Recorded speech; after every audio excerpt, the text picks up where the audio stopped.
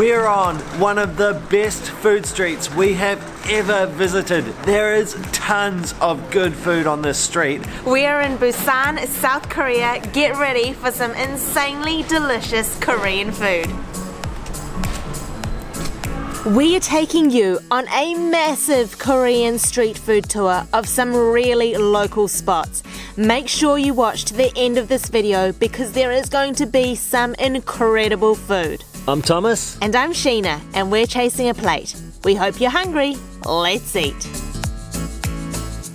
Our first stop is for a bowl of Kalguksu, knife-cut noodles, and some mandu or dumplings. Let's head inside.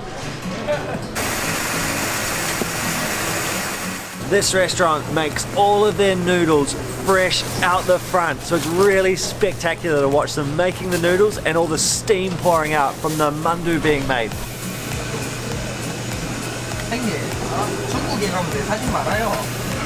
My steaming bowl of Kalguksu has arrived, and this is the perfect breakfast to be eating on a snowy day. So Kalguksu are these noodles, and they're a wheat noodle, and out the front you can see the team rolling out that dough and then just roughly chopping it with a knife, and they're just so thick and beautiful looking. They look really bouncy.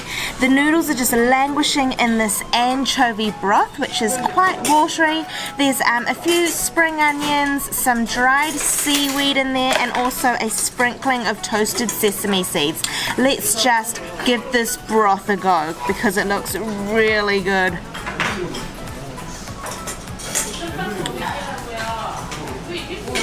Oh, that is so tasty. It is so flavoursome. It's got a real depth to it. Quite a strong fish flavour, but overall it's just the perfect savouriness. Let's just give some of these noodles a go. God, they look so good. Alright, it's time to slurp them up.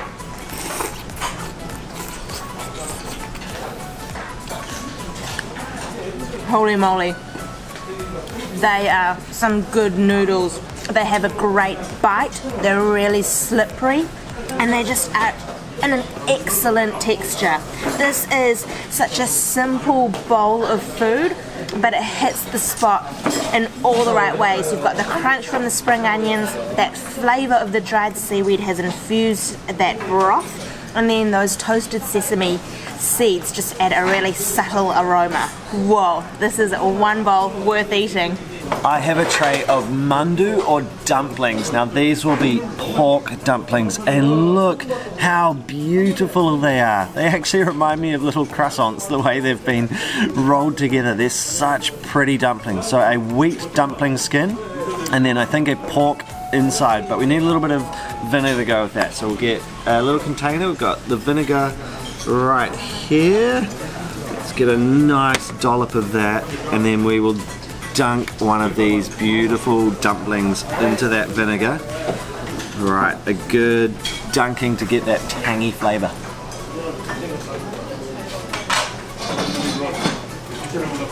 Oh my god.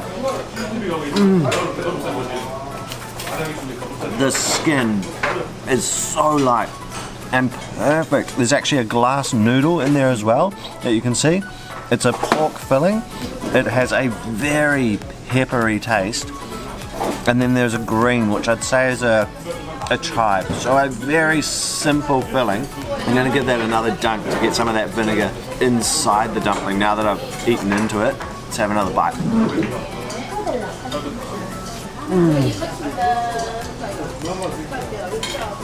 These are unreal. Like, wow, they're good. They're so light. The skin is not gluggy, it's not squishy, it just breaks perfectly apart. The filling is quite loosely packed, so it's not a dense, rubbery, meaty filling. It's a very loose, perfect filling because it's got the greens and that pepperiness. So the looseness just works so well, not being all jam-packed like a little rubbery ball that you sometimes find with dumplings. These are just so good, and they're just so pretty to boot. What an awesome start. There's a pot of chili paste on the table here. So it's made up of chilies and there's some spring onions in there. I'm going to add a dollop of this to the bowl of kalguksu to liven it up, give it a bit of heat. Just going to mix that all around. The colour of the soup is changing, so it's got a really nice deep red colour to it. Let's just give it a go. See what it tastes like. Oh yeah, that chili has added a really nice fiery heat. It's not overpowering, it doesn't overpower the flavour of the broth itself. It just adds to it. That's really good. This street also has a market right at the end, so we're going to head into the laneways of the market for our next snack.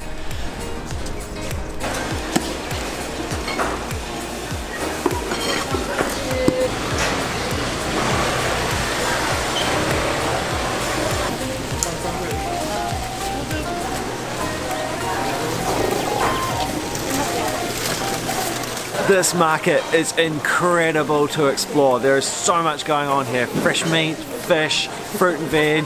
There's also food you can buy, and we've stopped for a roll of gimbap. This stand behind me is just incredible to watch. They have one heck of a production line going on. Now gimbap is a seaweed wrapped rice roll filled with all sorts of vegetables, some pickled, some meat, all sorts of things going on inside. And standing here watching these ladies and the guy make it is insane. They're just churning out these giant rolls of gimbap. But let's get into this one that I've got in my hand. So it's been wrapped in tinfoil and it's still a little bit warm to the touch from the rice coming out of the hot rice pot. Oh, look at that, it's all been cut for us. Oh, and the vegetables sticking out the end. It's amazing. So you can see poking out, you've got a big piece of egg. There's some sort of green in there, maybe some pickled chives. There's some carrot, some ham, some burdock root. Let's just rip it in two because there's more in there. Oh, look at that cross section. That is gorgeous. So you can see all the things I've explained, plus I couldn't see before, there's some radish and some crab meat in there as well, or some surimi. That looks like everything that's in there. And then of course the rice and that seaweed roll wrap on the end. Let's grab a piece off. It's just so pretty. Let's go in.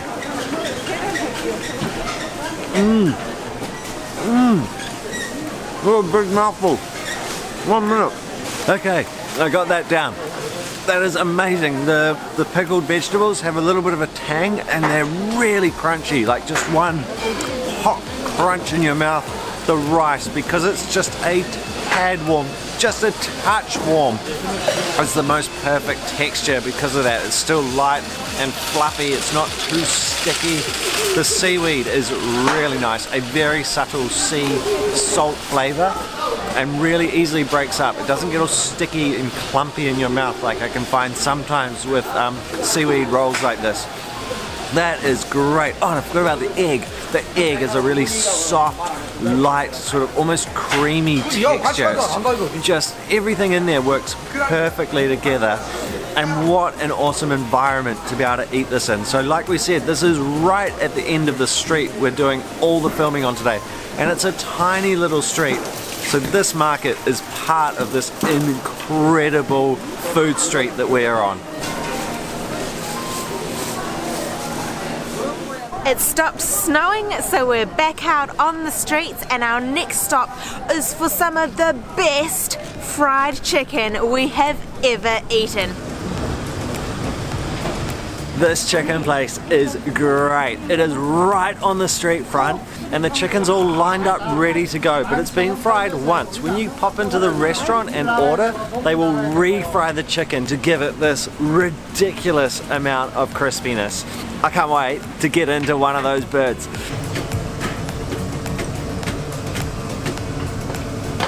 Our plate of golden fried chicken has arrived. Check it out. So it's one whole chicken that has been ripped into pieces and it is just begging to be eaten.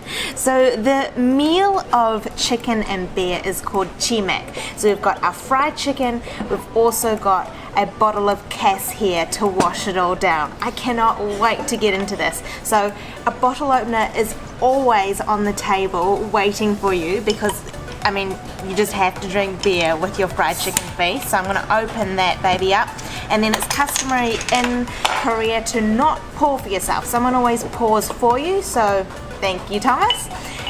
And with this restaurant I'll just mop up the beer that Thomas poured into the pickle. Working a camera as well as pouring beer does not go together. So this restaurant is super local and it literally just serves fried chicken, beer and soju. So this is Chimaek at its finest. Look at how crispy the skin on this chicken is, and that is because it's been twice fried. So you saw all those chickens out the front. They grab a raw chicken, they rub it very lightly with a spice mixture, then they dip it in batter and fry it for the first time. And then when you put your order in, they grab the fried chicken and then deep fry it before they serve it to you. Once it's done, the ajuma literally rips it up with her hands, puts it on a platter, and there you have it. It's in front of you. So I've just got to get in. I've got to stop talking and just grab this drumstick and thigh and just give it a big old bite.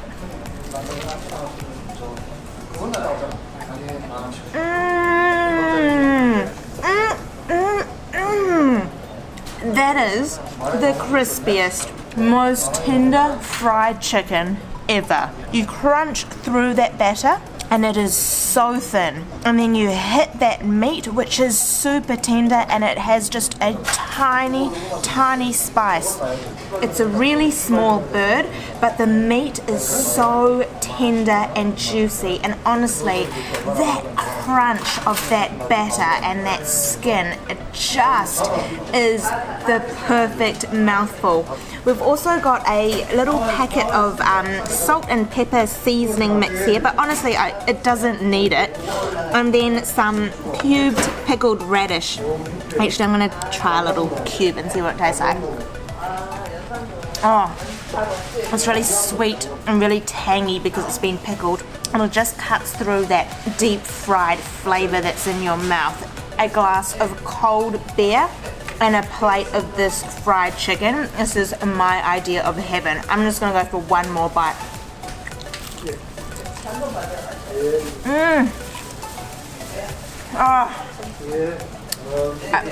I'm just lost for words. This is so good. There's nothing tricked up about this. If you want sauce, you can buy little bottles of sauce out the front, but this is just perfect as it is. Next up, we're going to have a Korean favorite, which is Korean street toast. And remember, everything we're eating today is within about 200 meters of each other. It is all so close together. This street is incredible, and remember, in the description you can find details about where this is.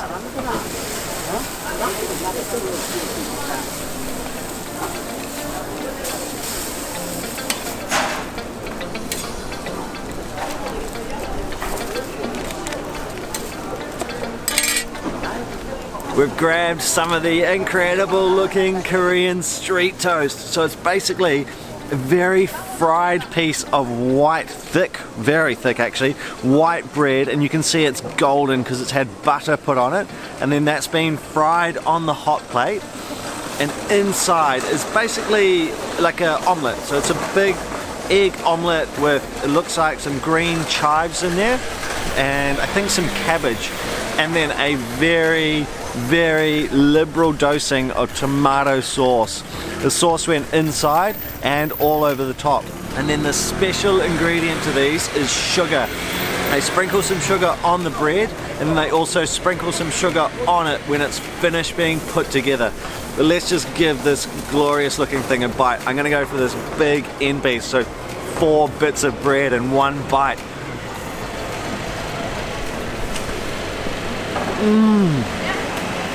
Oh. Oh. It is delicious. Wow. The egg is super soft and light. And you can see in there all the layers. This is bread, egg, bread, egg, bread, egg. And you can see how yellow the bread is because of the butter that's been put on there to give it this beautiful crispy finish. And the egg is so light. It's such a fluffy omelette. Let's take another big bite. I want to get lots of that tomato sauce in there. Oh, that was the saucy side. It's totally all over my face. Oh, that is so good. This is such a brilliant little snack. It's quite warming. It's got beautiful crunch, a tiny bit of freshness, but that's definitely not the overriding thing here. It's not about being fresh and healthy. It's about being super tasty. And that is super tasty. We've whipped back into the market to grab a bowl of one of Busan's most famous winter foods, and that is a bowl of gimpap or red bean porridge. Let's go and grab a bowl.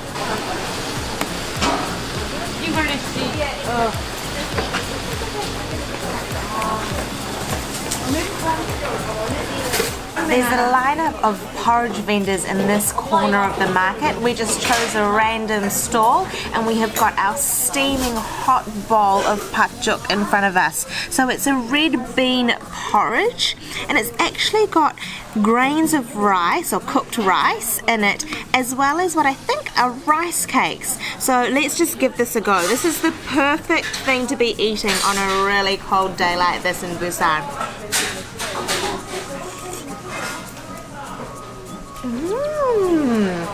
Wow, that's so interesting. I'm really used to eating a red bean porridge in a sweet version, but this one is actually very savoury. There's just a touch of sweetness. The overall flavour is a savoury flavour. Let's go again. Let's try some of this tok or rice cake.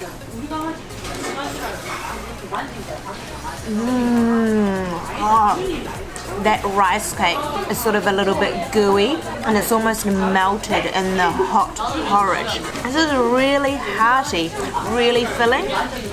Let's try some more. It's quite a thick texture. It's really interesting because it has that savoury flavour. I'm just so used to having the sweet version. But what's going to go really well is this kimchi. So we've got some radish kimchi on the side, which has got some chili, and then I think maybe a radish soup. It's cold. Let's just give it a go. It's like a chilled, tangy soup. That's really good, and that's going to cut through sort of the thickness and heaviness of the porridge.